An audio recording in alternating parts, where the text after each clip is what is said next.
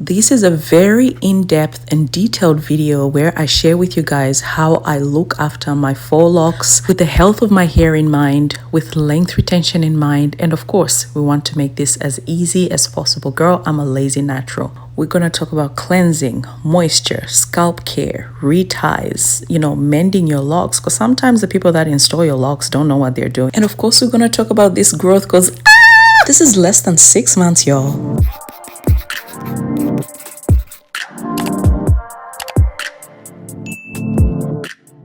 Okay, to get started, I'm just going to show you how I prep my conditioner for my hair and my locks.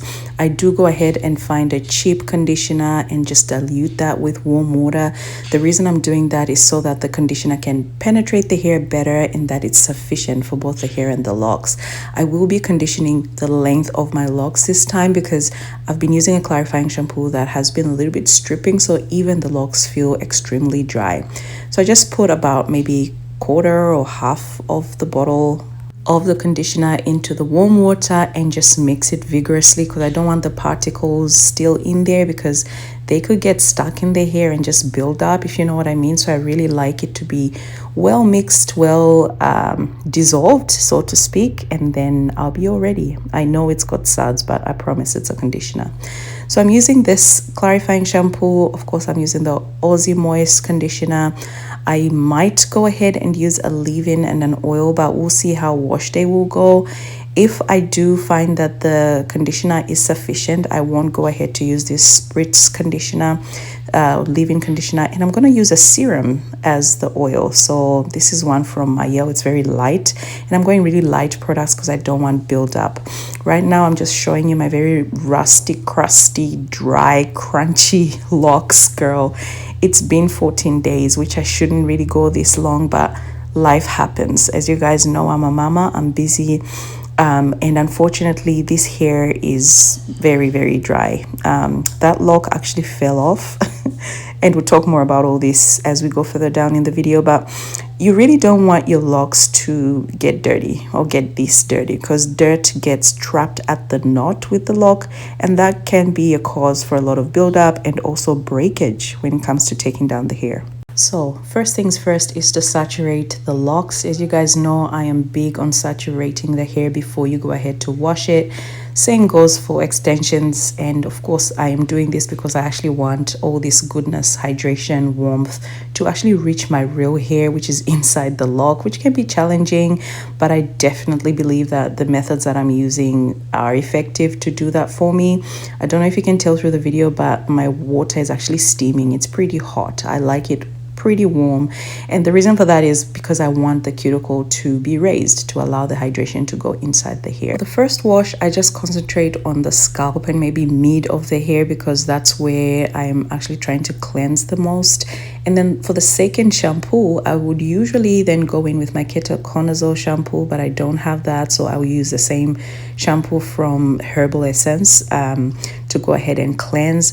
I make sure to get that scalp, give myself a nice massage, and really rinse the hair thoroughly because we don't want any residue of shampoo in the locks because we know that that can cause build-up problems, dryness, breakage, and really we don't want shampoo on our real hair at all at any point staying there long term.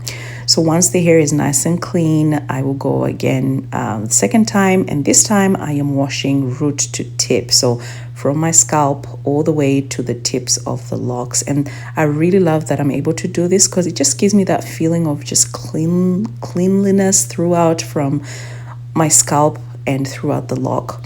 Locks can really accumulate a lot of dirt and grime, and I really do not want this to be my portion. And my worst nightmare is just to have locks that stink, girl.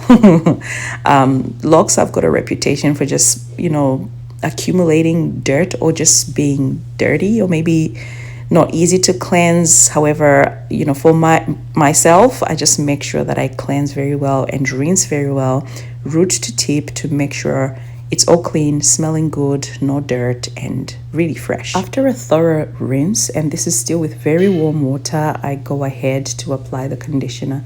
But before that, I just wanted to show you when I first installed these or got these locks installed, the salon that I went to, this was in Africa, Zambia, Lusaka, they did a very good job. My hair was not tight. They did not pull or tug or, do any unhealthy things to my hair, which I really appreciated. And therefore, I did not have any issues or concerns. With the second time, I reinstalled these locks because I wanted to reduce them from 60 to 50 just so that it's lighter and easier for me. The second salon I went to, unfortunately, did install them too tightly, and as you can see, there's that white bulb that's coming out from the root of the hair. So just be aware, with locks you can really damage your hair, but you need to know what you're doing. Either speak out while they're being installed or do them yourself, which is very possible. Anyway, we're going in with our conditioner. As you can see, very generous amounts from the root to the tip. And the reason for this is because I want both my hair and the lock to drink up that fluid like no man's business. I saturate my head of hair with this conditioner, and while in the shower I was contemplating what I want to do after, because usually I would rinse it out, but because I've been using that clarifying shampoo, I decided to actually keep it in. I know it's not a leave-in conditioner. However, you guys let me know if you find a cheap leave-in conditioner that I can do this with, because pretty much I'll be using that Aussie Moist in maybe 3 or 4 applications, which can get really expensive really quickly if you're using a really expensive conditioner. However, for this particular time, and maybe I'll do this more often, I don't know, but I went ahead to apply all the product on the hair, let it sit for just a little bit, and then wring it out. I squeezed it all out once it was completely saturated, just to remove the excess, and I actually left it alone. So you will see further on in the video that I go ahead to use my towel to dab the hair and just remove any excess, squeeze any excess out, but I actually did not rinse my hair. So I am hoping this kind of supplements for the need for a deep conditioner at this particular time, because girl, I am struggling. I do not have 5 minutes to deep condition my hair, so I have to find methods that work for me in this particular season of my life. But as you can see, I'm wringing the majority of the conditioner out. And don't be worried if you see any residue white stuff all over. It's okay, because it will be removed once I use my towel. And girl, these locks just kept coming out. I had like 8 locks that fell off. And again, it all comes down to the installation. Unfortunately, it wasn't done very well. I'll show you later down in the video how I mend all these locks that have fallen out and how I retighten or retie my locks at the base. But this is how it's looking after squeezing out the excess conditioner out of the hair, and it's pretty okay. The hair and the locks are just soft instantly. I know you can't see it through the screen, but they're so soft compared to how they were once I just shampooed the hair. So this is what I'm dealing with. I did go ahead and put some of that serum on my scalp just because I wanted to lock in that moisture for a little bit longer, but it's really not that necessary given that I'm washing my hair quite often. But I love that this serum is very light, so it's not gonna build up. I did give myself a nice massage, and then I just walked around the house wringing the hair a little bit more and just allowing all the excess product and water to just be removed from the hair before proceeding to the next steps. Now, when it comes to drying the hair, I do say, use heat, use a blow dry. It's not gonna hurt. Rev Air I will be using as well at some point, but right now I am just air drying the hair. And what I do is I wash the hair straight before I go out. So I spent the day outside the house for the most part and just allowed the hair to air dry. The air was blowing, or the wind was blowing, and the sun was shining, so these locks actually dried pretty well. This is all the locks that fell out from this wash day, and it's really disheartening, and this is why I actually have to retie the base anyway quite sooner than I would. It's only about 5 weeks since the installation, which is not enough time for me to be needing a retie, but because they're falling off, I decided I'll go ahead and just do it. I want to be waiting at least 2-3 months before I retie or remove them and reinstall them, you know what I mean? Because it's just not necessary. And at the end of the day, particularly in the middle of my head, I might actually not do any reties, because look at that texture. It just hides every single imperfection, if you may. You guys can't even tell that there's locks missing, can you? That's how good texture is, and volume and thickness. It's the magic of locks and natural hair, really, if I was to be completely honest. So right now I'm just showing you the back that has got the majority of the locks that have fallen out or are missing, and I will be mending all this, and I'm going to show you once how I retie the base, and also how I fix or reinstall the locks, if you may. That way you guys can always play it back if you need to see it again or whatever the case. So this is my side of the head that is not yet done. It doesn't really look that bad at all, so I'm really mad that I have to do it earlier than I needed to. And then right here, the other side is actually completely retouched, if you may. So I mean, you can tell the difference, but it's not that big, and I would be happy to rock even the other side that's not done, really, because they really look okay. I don't know, there's something about texture and locks that just, you can get away with so much when you have this style. And this is what I'm going to use to retie. Usually I'll be using human hair, but I don't have that. But this is synthetic bulk hair. I take a small tiny little piece and then isolate the hair that I want. Go ahead and start wrapping. So I hold it taut at the base, and then I start wrapping it around the lock. You want to be very careful to use, you know, not too little hair, but not too much, because it can bulk up and become, or just look really ugly. But yeah, this is where I've got to. And then once I get to a place where I'm happy to, I just make sure, of course, that I've wrapped it all the way until where my actual artificial lock's starting. I go ahead to separate the bulk hair and leave a tiny little piece, which I go ahead to continue to wrap with, but then I start wrapping all the way back down to the base. That way it's secure. So I wrap it all the way up until I'm satisfied, and then I start going back down to the base until it's finished. I go ahead to like palm roll it if there's any flyaways or frizz that I'm not really feeling at the moment, and that's it. That actually wasn't my real hair. That's part of the human hair that was left out when the lock was being made. And voila, done and dusted. This is so easy to do, guys, like no joke. Next, I'm going to show you how I reinstall or mend the lock, right? So these are locks that have fallen out, or this is a lock that's fallen out. I just start unraveling the attachment here, or the bulk hair that was used previously, because I just don't want to build on top of it. It can get really bulky and heavy unnecessarily depending on how long you're going to be doing the retouches. So I remove it or unravel it, and then go ahead and just finger detangle my real hair. So if you ever have to mend your locks before time or before you're removing them, it's a good opportunity to actually go ahead and assess your real hair and see how it's doing, right? And I really took the opportunity to really see how my hair was doing. It looked clean, it was soft, it wasn't dry or breaking or dehydrated, which I really love. And girl, look at this growth. It is not even 6 months since that nanoplasty that was the death of me, right?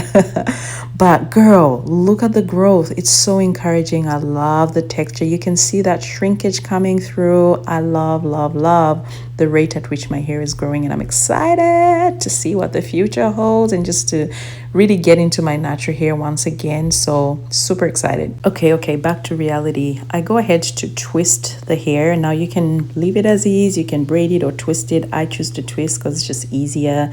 And then, girl, look at all the locks that fell out. This is how the ends of the locks are.